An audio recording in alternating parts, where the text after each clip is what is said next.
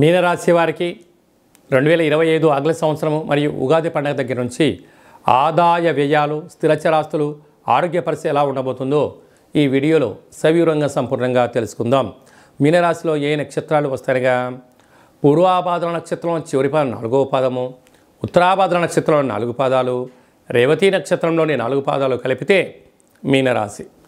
చాలామందికి పుట్టినటువంటి కాల సమయంలో డేటా ఆఫ్ బర్త్లు లేనటువంటి కారణం వలన పేరు యొక్క మొదటి అక్షరాన్ని అనుసరిస్తూ ఆ రాశిని తెలుసుకునే ప్రయత్నం చేద్దాం. దు, శం, జ, ధ, దే, దో, చ, చి అక్షరాల వారందరూ కూడా మీనరాశి జాతకులు. మీనరాశి యొక్క అధిపతి దేవగురు బృహస్పతి. ఈ సంవత్సరం ఆదాయం 5, వ్యయం కూడా 5.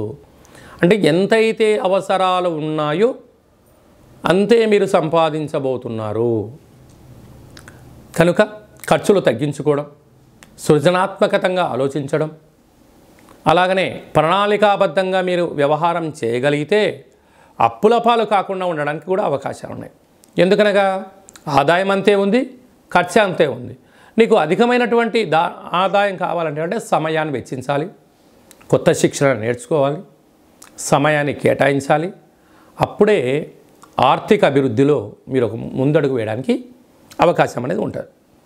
రాజపూజ్యం 3, అవమానం 1. అంటే నువ్వు చేసేది మంచి పని వలన, సత్కార్యక్రమం వలన మీకు మంచి సమాజంలో పేరు, ప్రతిష్ట, రాజగౌరవం మీ సొంతం కాబోతుంది. అలాగనే పూర్వాభద్ర నక్షత్ర జాతకులకు మధ్యసున్న కారణం వలన 2025 ఆగస్టు నుండి డిసెంబర్ వరకు మధ్యసున్న కారణం వలన మనోవేదన, కనుక ఆర్థిక ఇబ్బందులు పొంచి ఉన్నాయి. తస్మాత్ జాగ్రత్త.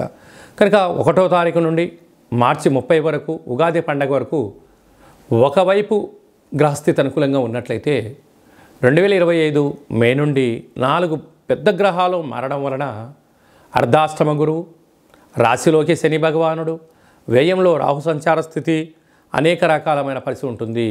కనుక ఒకవైపు ఏళ్ళనాటి శని యొక్క ప్రభావం రాశిలోకి రావడం, అర్ధాష్టమ గురువు, వ్యయంలో రాహు, అంటే ఆరోగ్య పరిస్థితిని చక్కబెట్టుకోవాలి. వేలకు తిండి, వేలకు నిద్ర, ఆసనం, వాక్శక్తి, ఇచ్ఛాశక్తి, క్రియాశక్తి, జ్ఞానశక్తిని ఏర్పరచుకోగలగాలి.